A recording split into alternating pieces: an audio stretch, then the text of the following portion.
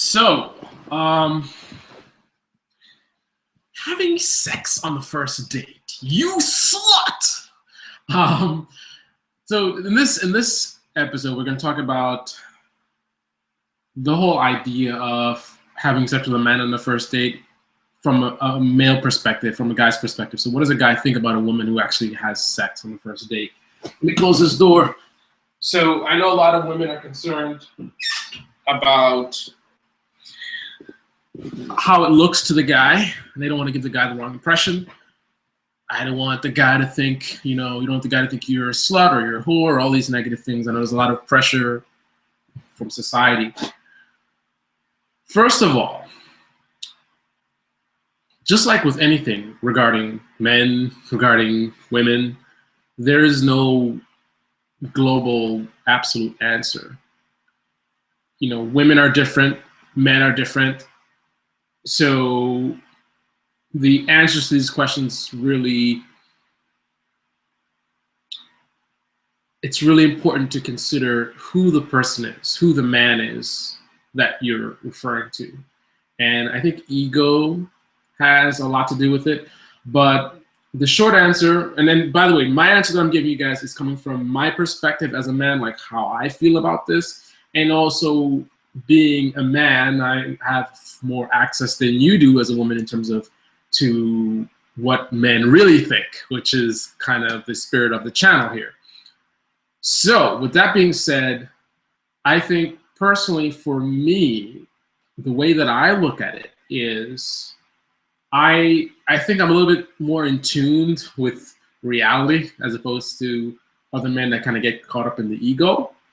And although I've certainly had women find me highly attractive, I don't think that, and of course that goes, the opposite as well, is women who don't like everyone, to each their own, right? You can have someone that someone can find very attractive, and then that same person, someone else is like, so. But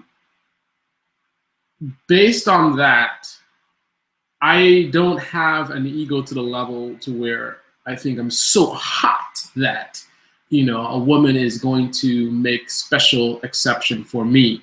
Now, I do realize that that can and probably has already happened, but I don't have the ego to think that I'm so hot that it's because of my hotness why this woman can't control herself. So point being, if you're having sex with me on the first date, knowing that there's a lot of guys out there who are all about sex and that's really all they want, then I wonder how many other guys have you had sex with? It kind of devalues the experience. If it was so easy for me, just one date and already, boom. And knowing again that there's so many guys that prey on women, that they're just looking for sex, then logically, there would have had to have been many other men that she would have slept with. So there's concerns about disease. It's definitely something you want to consider as far as your health. I mean, for a little bit of pleasure for one night is definitely not worth having to deal with some kind of a STD for the rest of your life. So there's that to consider. That's a very big deal. And then there's also even the factor of just, again, it devalues it. It's no longer special. It's just, if you're giving it up to me so quickly, then again, I feel like you've done it to other guys. So that means that I'm not as special to you as maybe I thought.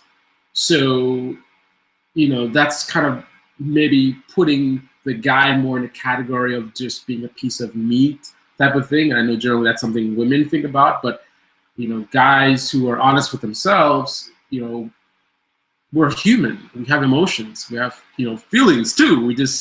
A lot of us try to hide them, but we do have feelings. And the idea that a woman that maybe we thought was really into us or something like that really valued us as a person, and now we realize that maybe that's not the case.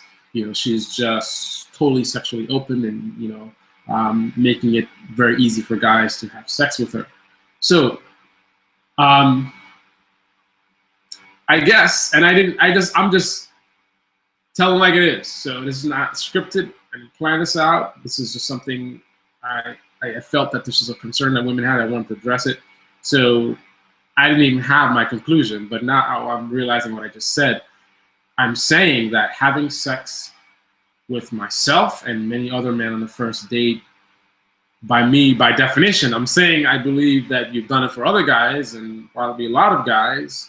So by definition, that is what, and I have to look it up, but my last recollection would basically describe what people call a whore. I know we hate to use the terms and people like hate the labels, but you know, words have meanings and they exist for a reason. You know, you have a woman that behaves a certain way, and we want to communicate that fact without going into stories. So that's why we have a word. Now, I know the word has a lot of negative connotations, and people get all excited. Oh, I'm not a whore, or whatever. And I've heard the most ridiculous, you know, excuses for why women may not be a whore. But the level of animosity that you place with a word, that's on you, right? But the word means what it means. Because, for example, I believe the word prostitute means that you're having sex for money, right? So just because someone qualifies as a prostitute and you call them a prostitute doesn't mean that you have a problem with prostitutes, right? Because what if you're a John? So you actually use prostitutes. And then people could say maybe you guys use prostitutes, but that doesn't mean they have respect for prostitutes, right? They're just using them for the sexual pleasure. But you could actually be a guy who respects prostitutes and you use prostitutes, not myself, but, and you use the word because the word, you know, the word is there for a reason. You want to, you know, describe someone, and that's the word that you use to describe them. So this whole, you know, fear of like, I don't want to be labeled as a whore, and I guess that's because of society, but you know what? Grow up. You know, I'm sick and tired of, and especially with women, you getting caught up in this whole, you know, society says you need to be this way, society, you know what? Who cares? You're not a child anymore. You know, you're grown. You don't need the approval of others, right? You don't need magazines and TV and even your girlfriend. I know how it is, you know, look at how she dresses or whatever. Who cares? You're not in high school anymore where you need to be with the in group. You know what I mean? So I realize and respect the fact that there's concerns about these labels and, you know, negative connotations or whatever, but that shouldn't matter to you. What should matter to you is what matters to you in terms of, are you okay if you are by definition a whore? Are you okay with that fact? Don't separate the word from its meaning. It's like, I'm okay with being a whore, but I don't want to be called a whore, or I don't want to accept the label of whore. It's like, they're one and the same. The word means what it means. And if you are what it means, then you are what it means. Now, again, the position that you have in terms of whether you are okay with that or not, that's on you. That's for the individual. But it is what it is. Now, as far as the ego part, if you're dealing with a guy that has a very high ego, then things may change a little bit because you may be easy to let the guy believe that he is so hot that you made an exception for him. Ego clouds judgment and clouds logic. So again, a guy with a high ego, you can actually, as a woman, sleep with a lot of different guys and lead a guy to believe, whether intentionally or otherwise, to believe that he's so special. And, you know, the classic, you know, I don't always do this. Yeah, right. So the ego guy, yeah, he'll think that he has such powerful game, and my game is, you know, tight. And based on that belief, you can actually have sex with that guy on a first date and not have him classify you as a whore or a slut. So I think that is a key factor, whether the guy has a high ego or whether he doesn't. And it's not just that, people are not just black and white. I think the one who's going to think of you as a whore or a slut, and again, it is what it is. Don't worry about the labels. Worry about what the words actually mean and whether they apply or not. But regardless, the guy who's going to apply that label is logical guy who is not blinded by ego. So he's thinking more clearly. That's the guy who is not going to, that's the guy who is actually going to apply those labels. Not he's going to call you that, but he's going to think of you as that. Guy who might not think that way is the guy who is high ego, not so much logic. So he's going to think he's better than he is, think he's so hot, so special, thinks that he is delivering something that the guy on the street can't deliver, right? That's the ego. Deception. Now, let's get to the ultimate importance. So who cares about this? So guy that's logical, guy that doesn't have the overpowering ego. So he thinks that you're a whore or a slut.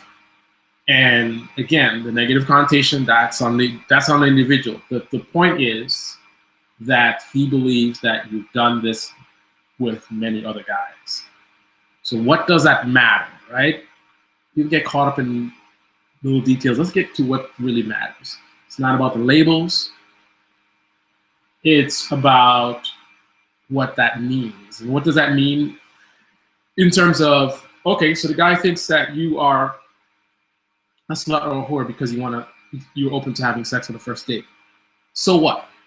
Well, if the guy's looking for a serious relationship, he's looking for a meaningful relationship, then that can definitely be a turnoff, and that can definitely be something that can scare the guy away. So that would mean that for the women that are looking for the serious relationships, looking for meaningful connections, then, and you're dealing with guys that are not, overly egotistical, then you would definitely want to shy away from the sex on the first date thing.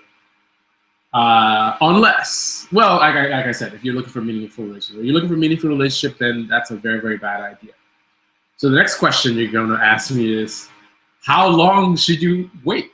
Because I understand you met a guy who potentially maybe he's really hot and he got you turned on, and you're in that space where you really want to do things.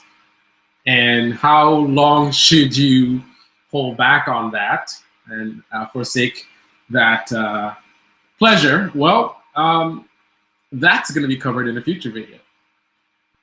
But I will leave you with this. There's a positive side to holding back. Of course, this can backfire depending on the scenario, but there's a positive side. The more that you put that on the back burner, sort of, and the more time that goes along and you have these feelings and you don't really embrace them fully, when you finally do embrace them, when you finally do, you use your imagination. Oh yeah. So subscribe. Next video, well, not next video, but in the future, I'm going to talk about how long to wait. But yeah. Oh yeah.